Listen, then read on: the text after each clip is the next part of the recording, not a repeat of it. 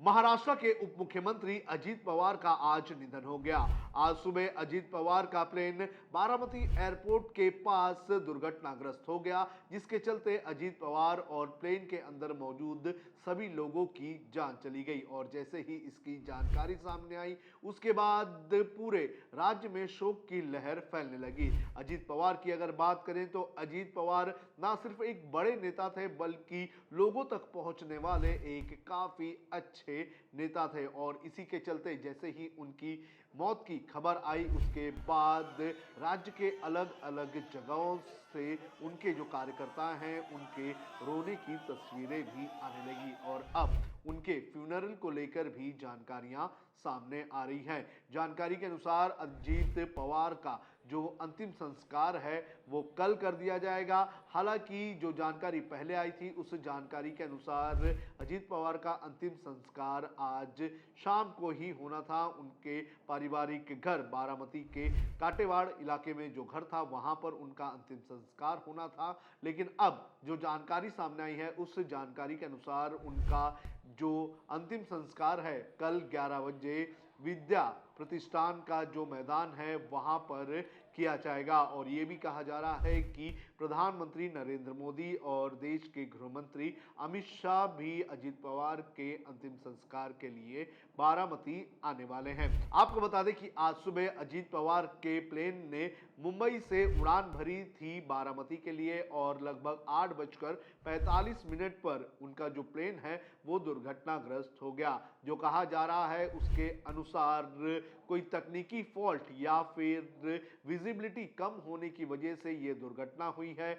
और इसी के चलते अजीत पवार का निधन हुआ है। अजीत पवार महाराष्ट्र के सबसे ज्यादा यानी कि लॉन्ग सर्विंग डेप्यूटी सीएम रह चुके हैं। वो लगभग 13 सालों में 5 बार महाराष्ट्र के उप मुख्यमंत्री रह चुके हैं। उन्होंने पृथ्वीराज चौहान के साथ काम किया, महाराष्ट्र के इस वक्त के मुख्यमंत्री देवेंद्र फडणवीस के साथ वो काम कर रहे हैं, एकनाथ शिंदे के साथ उन्होंने काम किया। इसके अलावा उन्होंने उद्धव ठाकरे के साथ भी उप मुख्यमंत्री के तौर पर काम किया था। एक लंबा चौड़ा करियर है, और अजीत पवार का जो स्वभाव था वो लोगों को काफी पसंद आता था। और जैसे ही उनके जाने की खबर सामने आई, उसके बाद जो लोग हैं उनके अंदर शोक की लहर देखने मिली। अजीत पवार का पूरा परिवार इस वक्त बारामती पहुंच चुका है, और कुछ ही वक्त पहले जो उनके चाचा है और राजनीतिक पिता जिन्हें कहा जाता है शरद पवार, जो हैं वो भी बारामती पहुंच गए थे अपनी पत्नी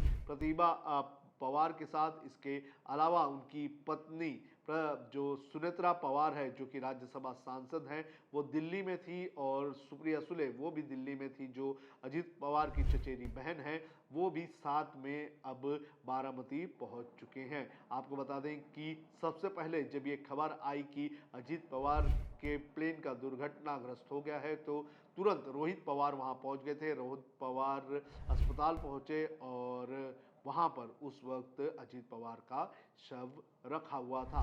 आपको बता दें कि इस वक्त पूरा परिवार उनका बारामती पहुंच चुका है। उनके बेटे युगेंद्र पवार और पार्थ पवार दोनों भी यहां पहुंच चुके हैं, और पूरा परिवार जो है वो इस वक्त शोक में डूबा है, क्योंकि आज सुबह ही अजीत पवार जो है वो काफ़ी खुशनुमा नज़र आ रहे थे, और बारामती में जाकर उन्हें 4 बैठकों में हिस्सा लेना था। आने वाले जो चुनाव हैं, जो जिला पंचायत के जो चुनाव हैं, उस जिला पंचायत के चुनाव को लेकर वो बैठक करने वाले थे, लेकिन लगभग 8:45 पर उनका प्लेन दुर्घटनाग्रस्त हो गया, जिसकी वजह से उनकी मौत हो गई है। आपको बता दें कि अजीत पवार के निधन के बाद राष्ट्रीय शोक डिक्लेयर कर दिया गया है। स्कूलों और कॉलेजेस को बारामती और पुणे के इलाके में छुट्टियां डिक्लेयर कर दी गई है, और साथ ही साथ जो सरकारी कार्यक्रम है, कई सारे सरकारी कार्यक्रम जो है उन्हें भी रद्द कर दिए गए हैं। और महाराष्ट्र के मंत्रालय में जो फ्लैग है, उस फ्लैग को भी